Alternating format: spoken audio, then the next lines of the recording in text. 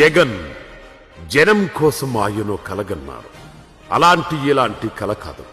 అది ప్రతి మధ్యతరగతి కుటుంబం కష్టం తీర్చి సంపద సృష్టించి రాష్ట్రాన్ని ఆర్థికంగా పటిష్టం చేయాలన్న కల.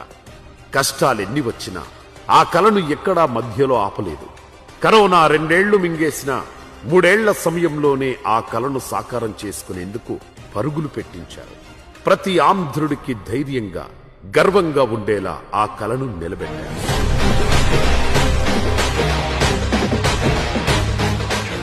సముద్రమంటే కంటికి కనిపించేంత దూరంలో నీళ్లే కాదు, అపార సంపదను దాచుకున్న జలనిధి.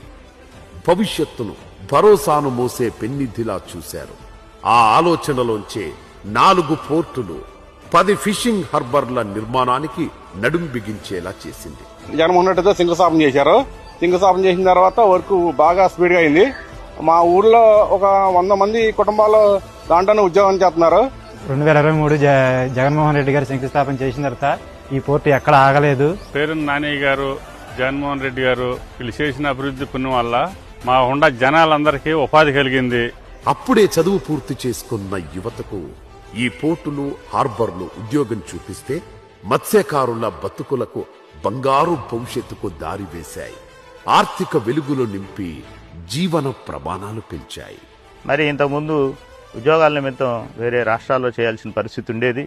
కానీ ఈ రోజున నా బాబు నా ఇంటి దగ్గర నుంచే వర్క్ చేస్తున్నారంటే అది చాలా సంతోషకరమైన విషయం. ప్రజెంట్ ఈ రోజు కూడా పోర్టు పనులు జరుగుతున్నాయంటే ఆ రోజున జగన్మోహన్ రెడ్డి గారు ఇచ్చిన నిధుల వల్లనే కానీ వాళ్ళ పోర్టు పనులు జరుగుతున్నాయి. ఇక్కడ పోర్టు సాగటం వల్ల చాలా మందికి ఉపాధి కలుగుతుంది. ఎగుమతులు దిగుమతులు జరగటం వల్ల లారీలకు కానీ మరి కూలీలకు కానీ అనేక రకాలుగా పనులు జరుగుతాయి.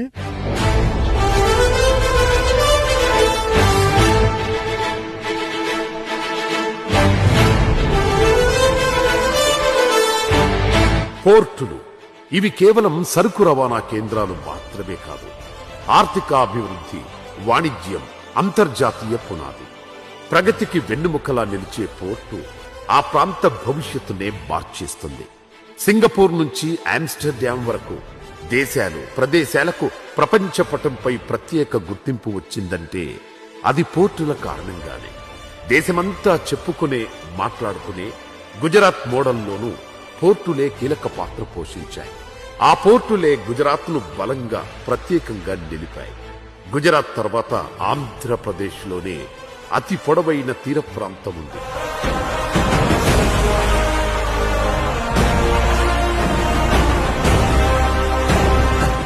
ఏపీలో తీర ప్రాంతం పొడవు దాదాపు 975 కిలోమీటర్లు. అన్ని ప్రభుత్వాలు సముద్రంలో నీటిని మాత్రమే చూస్తే జగన్ ప్రభుత్వం ఆ జలంలో నిధిని చూసింది. రాష్ట్ర భవిష్యత్తుకు ఉపయోగించాలని నిర్ణయించుకుంది. అలాంటి ఆలోచన సంకల్పంలోంచి పుట్టిందే 4 పోర్టుల నిర్మాణం.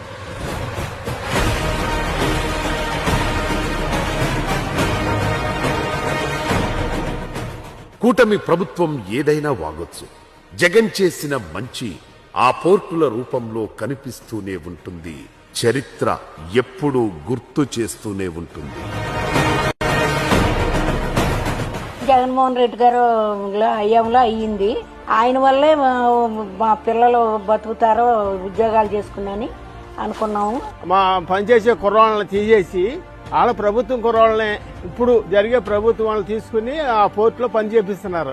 ఇతర ఊళ్ళ నుంచి వచ్చి ఇక్కడ ఉద్యోగాలు చేస్తున్నారు. ఇక్కడ ఊళ్ళో ఉన్న వాళ్ళకి తక్కువ. జగన్ ప్రభుత్వానికి ముందు, జగన్ ప్రభుత్వానికి తర్వాత పోర్టుల అభివృద్ధి చర్చకు వస్తే వినిపించే మాటలివే. 2019లో జగన్ అధికారంలోకి వచ్చాక పోర్టుల మీద ప్రత్యేక శ్రద్ధ చూపించారు. ఆయన ప్రారంభించిన 4 పోర్టులు ఏపీ భవిష్యత్తును మార్చబోతున్నాయి. అపార సంపద ఇవ్వడమే కాదు, మత్స్యకారుల ఆర్థిక స్తోమతను పెంచడంతో పాటు ఎన్నో పరిశ్రమల స్థాపనకు బలంగా నిలుస్తున్నాయి. భవిష్యత్తును ముందే ఊహించడం, అభివృద్ధి దిశగా అడుగులు వేయడం వైఎస్ రక్తంలోనే ఉంది. విశాఖ తర్వాత ఒకప్పుడు ఏపీలో ప్రముఖంగా వినిపించిన పోర్టులు గన్నవరం, కృష్ణపట్నం. ఈ 2 పోర్టులను మహానేత వైఎస్ రాజశేఖర్ రెడ్డి పూర్తి చేశారు. దీంతో ఆ చుట్టుపక్కల ప్రాంతాలు పారిశ్రామికంగా భారీ అభివృద్ధి సాధించాయి. తండ్రి 2 పోర్టులు ప్రారంభిస్తే జగన్ తాను అధికారంలోకి వచ్చాక 4 పోర్టులకు శ్రీకారం చుట్టారు. జగన్మోహన్ రెడ్డి గారి హయాంలోనే ఈ జరిగింది ఇదంతా. జగన్మోహన్ రెడ్డి గారు లేకపోతే పోర్టు లేదు మచిలీపట్నానికి. మా హయాంలో మేము చేసింది ఎక్కువ, చెప్పుకునేది తక్కువ. మా చేతకాల మా వాళ్ళకు కూడా తప్పు ఉంది. చేసింది ఎక్కువ, చెప్పుకునేది తక్కువ. దేశాన్ని ఆర్థికంగా పటిష్టం చేయడంలో సముద్ర ప్రాంతం ఎంత కీలకమనేది చైనా, సింగపూర్ లాంటి దేశాలు ఎప్పుడూ గుర్తించాయి.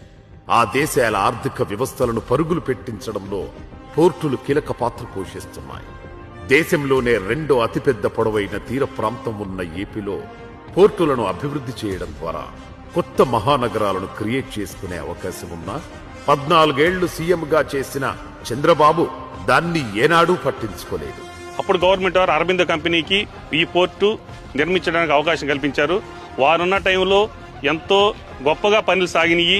వాళ్ళు చాలా కష్టపడి మాకు అవకాశాలు కల్పించారు. వైసీపీ ప్రభుత్వంలో జగనన్న మీద నమ్మకంతో మా స్థలాలు, మా ఫ్లాట్లు, మా రొయ్యల చెరువుల స్థలాలు, ఇళ్ల స్థలాలు అన్నీ ఇచ్చాము.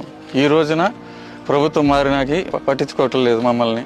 బిర్యానీని ప్రపంచానికి పరిచయం చేశానని, బ్రహ్మాండం బద్దలు కొట్టాడని డబ్బా కొట్టుకోవడం తప్ప పోర్టులపై ఆలోచన చేసిందే లేదు అనడంలో ఎలాంటి అనుమానం లేదు. ఈ 5 సంవత్సరాల్లో 70% దాకా పూర్తయింది. టీడీపీ గవర్నమెంట్ వచ్చిన తర్వాత పోర్టు అనేది చాలా నత్తనడక సాగుతుంది. 1 కాదు 2 కాదు 100 అబద్ధాలు చెప్పుకుంటూ పోతే బోలన్నీ. ఇవన్నీ అబద్ధాలు ఆడటం వల్ల జగన్ని ఎయ్యో చేశారు, కానీ ప్రజల యొక్క మనస్సుల నుంచి జగన్ని దూరం చేయలేకపోయారు.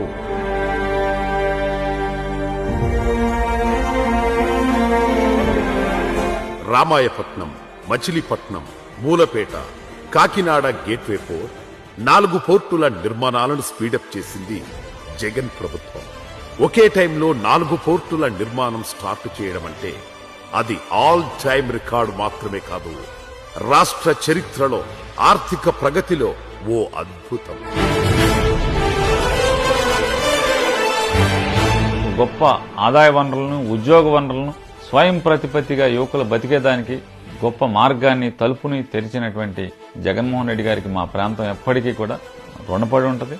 3,736 కోట్లతో రామాయపట్నం, 5,156 కోట్లతో మచిలీపట్నం, 4,361 కోట్లతో మూలపేట పోర్టులను రాష్ట్ర ప్రభుత్వం నిర్మించగా, కాకినాడ సెజ్లో గేట్వే పోర్టును 2,123 కోట్ల రూపాయలతో అభివృద్ధి చేస్తున్నారు. జగన్ హయాంలో పోర్టు పనులు ఎంతవరకు జరిగాయో ఇప్పుడు అక్కడే ఆగిపోయాయి. పోర్టులను పక్కన పెట్టిన చంద్రబాబు సర్కార్ ఆ వైపు కనీసం చూడడం లేదు కూడా. కరోనా కారణంగా పాలనకు దక్కిన సమయం 3 ఏళ్లు మాత్రమే. ఎన్ని కష్టాలు వచ్చినా, ఎన్ని ఆటంకాలు ఎదురైనా పోర్టు నిర్మాణం ఆగకూడదనే పట్టుదలతో 4 పోర్టుల్లోనూ దాదాపు 80% పనులు పూర్తయ్యాయి. మిగిలిన 20% పూర్తి చేస్తే రాష్ట్ర భవిష్యత్ చిత్రమే మారిపోతుంది. అయితే ఎక్కడ జగన్కు, వైసీపీకి మంచి పేరు వస్తుందోనని ఆ పనులను ఇప్పటికీ కూటమి ప్రభుత్వం పట్టించుకున్నట్లు కనిపించడం లేదు. ఈ పోర్టు పనులు, ఇండస్ట్రియల్ సెక్టారు అండ్ ఇంకా ఏదన్నా కంపెనీలు వస్తే వాటిని అభివృద్ధి చేసి ఎంత త్వరగా వీలైతే అంత త్వరగా ఉద్యోగాలు కూడా వచ్చేటట్టు చూడాలని కోరుకుంటున్నాం. 4 పోర్టుల నిర్మాణాన్ని జగన్ ప్రభుత్వం మొదలు పెట్టడానికి ముందు విశాఖ, గంగవరం, కాకినాడ యాంకరేజ్, కాకినాడ రవ్వ క్యాప్టివ్ పోర్ట్, కృష్ణపట్నం పోర్టులు ఉన్నాయి. సముద్ర తీరంలో లంగర్ వేయాల్సింది షిప్పులకు మాత్రమే కాదు, అభివృద్ధికి, జనాల బంగారు భవిష్యత్తుకు కూడా అని బలంగా నమ్మాడు జగన్. 2025 నాటికి రాష్ట్రంలో పోర్టుల సంఖ్యను 10కి పెంచాలని కష్టపడ్డారు. జగన్ ఆలోచనలతో మంచి ఫలితాలు రావడం మొదలయ్యాయి కూడా. పోర్టుల నిర్మాణంలోనూ జగన్ ప్రభుత్వం అద్భుతమైన విధానాలు అమలు చేసింది. ప్రభుత్వమే పోర్టులు నిర్మించి ఆ తర్వాత ప్రైవేట్ సంస్థలకు కొంత సమయానికి లీజులివ్వడం ద్వారా ఆదాయాన్ని అందుకోవడంతో పాటు ఆ పోర్టులను ప్రభుత్వానికి ఓ ఆస్తిగా మార్చాలని జగన్ ఆలోచించారు. క్లియర్ గా చెప్పాలంటే పోర్టు ఏరియాలో 1 ఎకరా భూమిని డైరెక్ట్ గా ప్రైవేట్ సంస్థకు అప్పగిస్తే వచ్చే ఆదాయంతో కంపేర్ చేస్తే అదే ఎకరా స్థలంలో ప్రభుత్వమే నిర్మాణాలు చేసి అభివృద్ధి చేసిన తర్వాత లీజుకిస్తే 10 రెట్ల ఆదాయం వస్తుంది. ఇంకా ఈజీగా చెప్పాలంటే ఫర్ ఎగ్జాంపుల్ డైరెక్ట్ గా ఎకరా ల్యాండ్ ఇచ్చినప్పుడు ₹1,00,000 ఆదాయం వస్తే అదే ప్రభుత్వం డెవలప్ చేసి లీజుకిస్తే 10 లక్షల వరకు ఆదాయం వస్తుంది. ఇలా ఇన్కమ్ తో పాటు ఆ ఆస్తి కూడా ప్రభుత్వం చేతుల్లోనే ఉంటుంది. అంటే జనం చేతుల్లోనే ఉంటుంది. జగన్ చేసిన ఆలోచన అర్థం కాని అర్థం చేసుకోలేని పార్టీలు గంగవరం పోర్టు విషయంలో అడ్డగోలు వాగుడు వాగిన ఘటనలు ఎన్నో. చంద్రబాబు వల్ల ఏం అవ్వాలా, అంతా నేనే తెచ్చాను, ఇదంతా నా వల్లే జరిగింది. ఈ బీచ్ కాడికి వచ్చిన వాళ్ళు ఎవరైనా ఏదైనా జరిగిన వాళ్ళు ఉంటే గవ్వ వచ్చి అన్ని వేసుకుని బుధాన్ని వేసుకుని అంతా నేనే చేస్తున్నాను, నేనే జరుపుతున్నాను అంటాడు. ఆయన వల్ల ఏమి జరగల.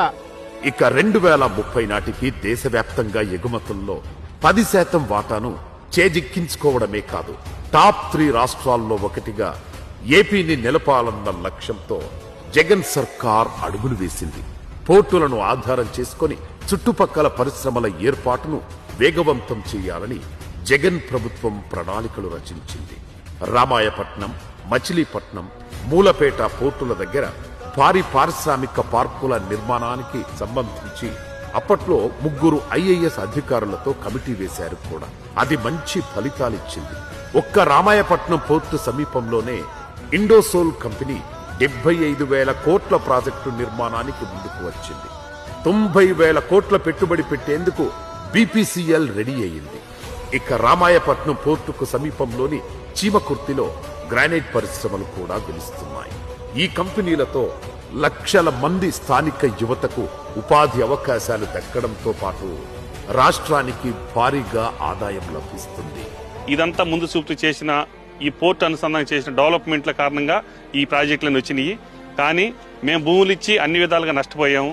ప్రభుత్వం మారిన తర్వాత ప్రభుత్వం 70 మందిని తీసేసింది. కానీ ప్రతి ఒక్క పిల్లలకి 70 మందికి సోలార్ కంపెనీ జాబులు ఇచ్చి తర్వాత వాళ్ళు మీరు మానేయమని చెప్పారు. జగన్ ఏ మంచి చేసినా ఏదో ఒక యాగి చేయడం టీడీపీకి, కూటమి పార్టీలకు అలవాటే. ఒకటి మాత్రం క్లియర్, మిగతా రంగాల్లో ఉపాధి అయినా ఉద్యోగాలైనా ఆదాయమైనా కొన్ని వర్గాలకి, పోర్టులు అలా కాదు. ఆదాయపరంగా సమాజంలో ప్రతి వర్గానికి మేలు చేస్తుంది, ప్రతి ఒక్కరికి లాభమే. ఈ ఆలోచనే బృహత్తర కార్యక్రమాన్ని భుజానికెత్తుకునేలా జగన్ను ముందుకు నడిపించింది. 4 పోర్టుల నిర్మాణానికి నడుం బిగించేలా చేసింది. పనికిరాని ప్రత్యర్థి పార్టీలు జగన్ చేసిన మంచిని తక్కువ చేసి చూపిస్తుండొచ్చు. అయితే ఆయన ప్రతి పని జనం గుండెల్లో ఉంటుంది, చరిత్ర గుర్తుంచుకుంటుంది. చివరగా ఒక్క మాట, రాష్ట్రంలో పోర్టులంటేనే గుర్తుకొచ్చేది వైఎస్ కుటుంబం. అప్పుడు పెద్ద ఆయన 2 పోర్టులను అందుబాటులోకి, తండ్రికి తగ్గ తనయుడుగా జగన్ 4 పోర్టుల నిర్మాణ బాధ్యత భుజానికెత్తుకున్నారు. నాంది రాజశేఖర రెడ్డి పలికితే దాన్ని పూర్తి చేయటం, కళ సాకారం చేయటం, కళ్ల ముందు దాన్ని వాస్తవ రూపంలోకి తీసుకురావటం జగన్మోహన్ రెడ్డి గారు చేసినటువంటి గొప్ప మనిషి. ఇది చాలదా? విజన్ ఉన్న నాయకులంటే ఆ తండ్రి కొడుకులే అని చెప్పడానికి